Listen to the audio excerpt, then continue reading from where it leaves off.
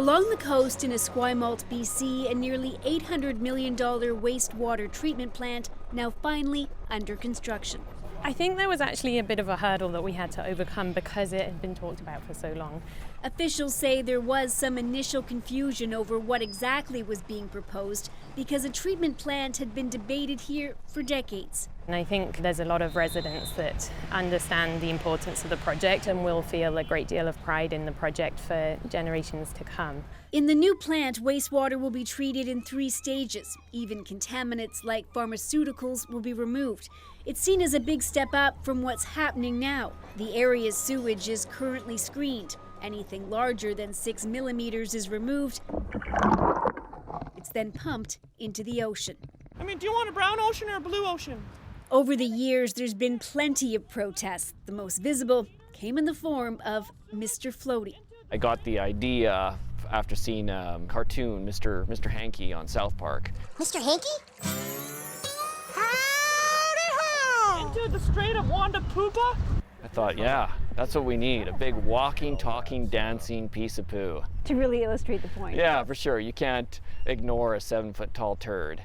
Mr. Floaty got a lot of publicity, becoming a source of embarrassment, a walking representation of what environmental groups had been arguing for years.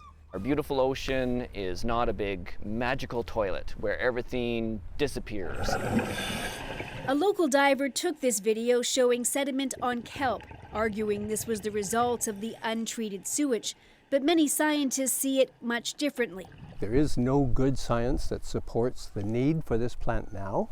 Tom Peterson says scientists don't normally advocate for dumping untreated wastewater into the ocean, but says this area is unique because the fast-flowing currents naturally process the organic material.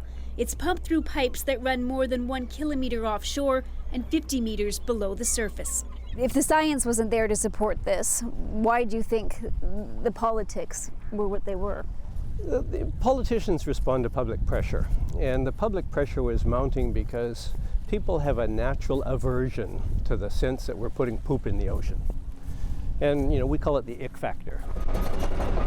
After years of all the discussion, it was mostly settled in 2012 because the federal government introduced new regulations requiring Victoria to treat its wastewater by 2020. Yes, it's been contentious, but now that we have a project that's nearly finished, we haven't had that debate any longer. It is now a matter of we are going to have treatment as opposed to what we've been doing for the last 50 plus years. Whether residents think it's overdue or not even necessary, when the plant is complete next year, it will be a relief to everyone weary of all the talk over wastewater. Briar Stewart, CBC News, Esquimalt, BC.